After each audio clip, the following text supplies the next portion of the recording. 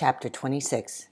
Good men did ne'er their country's ruin bring, but when evil men shall injuries begin, not caring to corrupt and violate the judgment seats for their own lucre's sake, then look, that country cannot long have peace, though for the present it have rest and ease. William Simons, The Proceedings.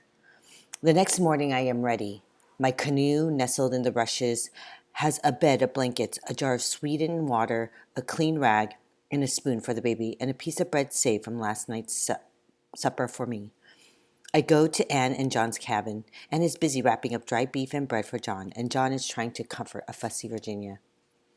"Let me take her for a walk in the fresh air," I say. "Then you two can have some time together before the barge leaves." John gladly hands Virginia to me and ties Virginia's tiny bonnet on her and tells me to make sure I support her head. I promise that I will. The fort is swarming with people. I walk by the crowds, out the gates, and just keep on going. I know there will be people outside of the fort as well, so that my message will get back to Anne.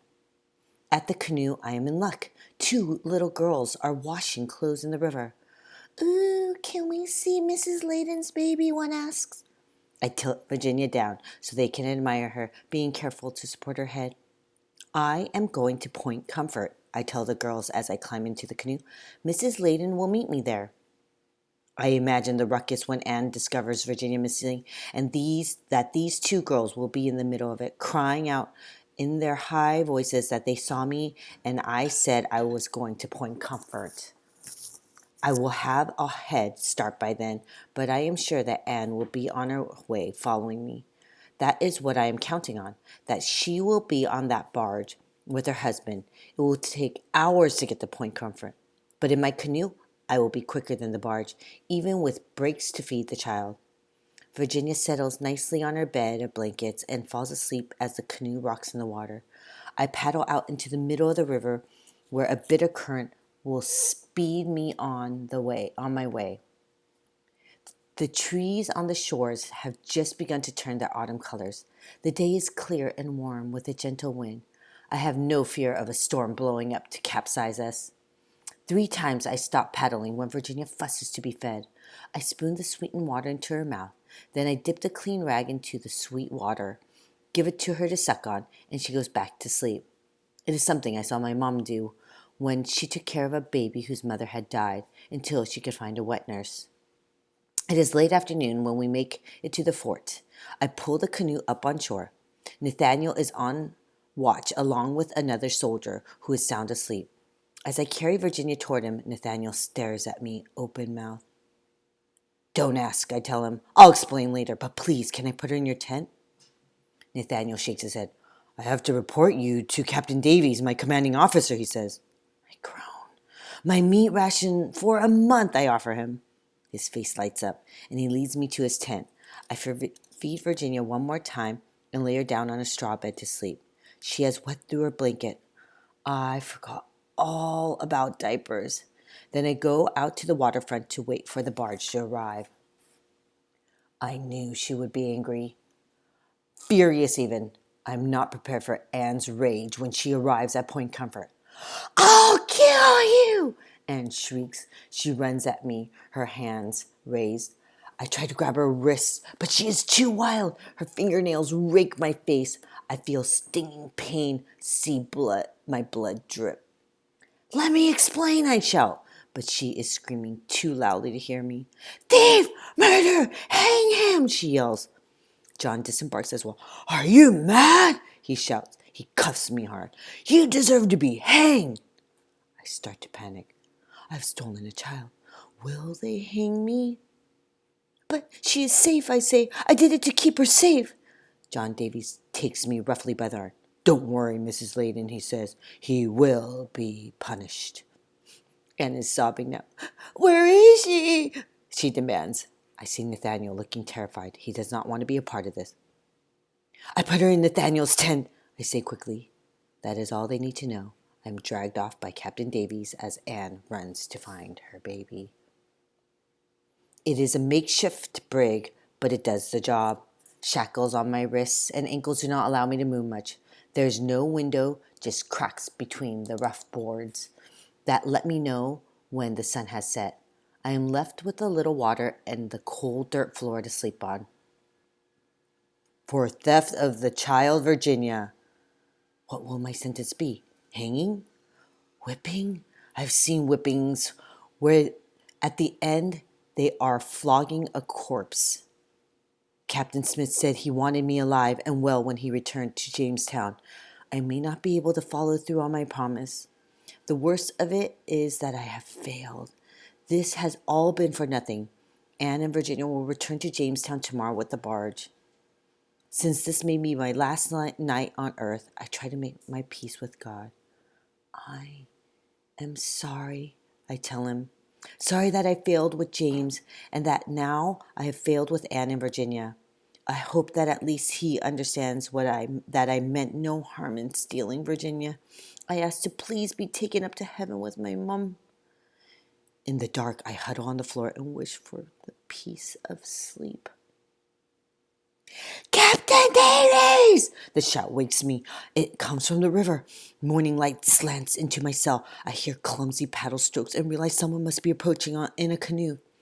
Captain! Get Captain Davies now! The shout is closer. I hear footsteps, voices, someone out of breath. It was a trap, the man cries. The voices come near to my jail cell. I press my ear against the wall, hoping to hear, Captain Ratcliffe and his men, only a few have escaped. I listen as he describes the horror. The men were lured to Warawokomoko with promises of corn. Instead, they were attacked, their throats slit. Captain Ratcliffe's end was even worse. He was tortured to death. I crouch against the wall, straining to hear, but the voices fade as the men walk away. I shake my head in despair. More men dead, no corn brought back to Jamestown. A sound startles me, the scraping of the lock on the brig door. I get to my feet. It is time to face my sentence and my punishment. Chapter 27. Powhatan thus invited Captain Ratcliffe and 30 others to trade for corn, and having brought them within his ambush, murdered them.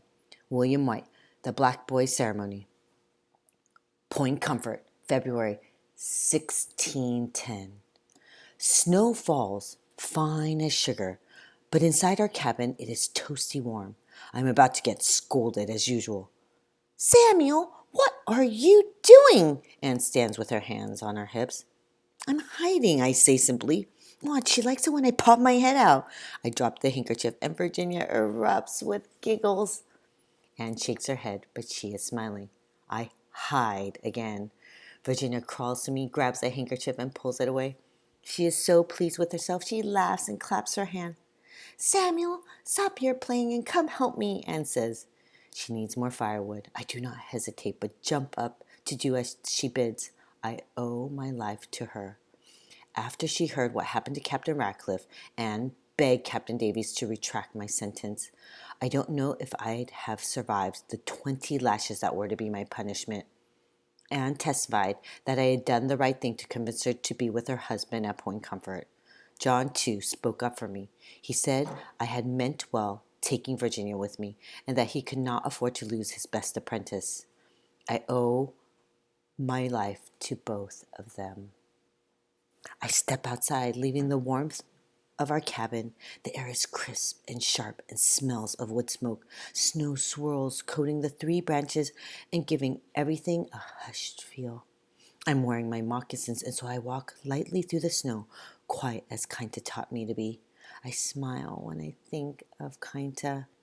When the river thaws, I will paddle across to visit him in the rural Skoyak village and trade for corn.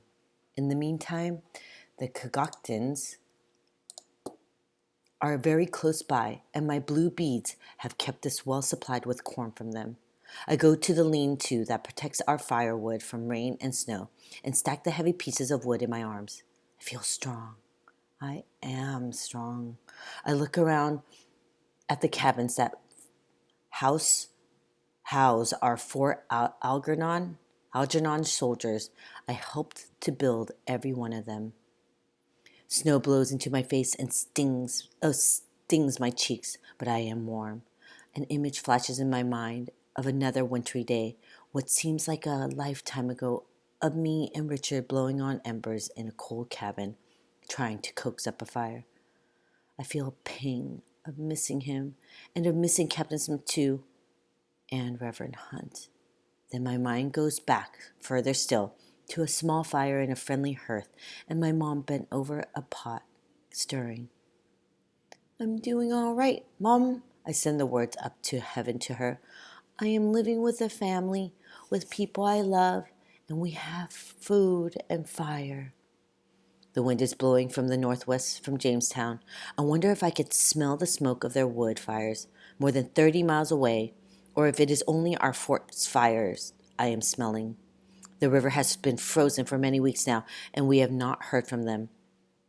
Are they as warm and well fed as we are? I wonder. A sudden chill makes me shiver. I feel it like a splash of cold water, that old sense of doom and dread, the fear that made me desperate enough to snatch baby Virginia away. I shake it off quickly. No sense worrying about Jamestown now. I have my duties here, and we are safe here. Safe. The word settles on me like peace. Anne, John, and Virginia are here with me, and we are safe. I load my arms with a few more pieces of wood, then turn and walk back through the snow to our cabin. Students, please read the afterword. You'll find out what happens to Jamestown.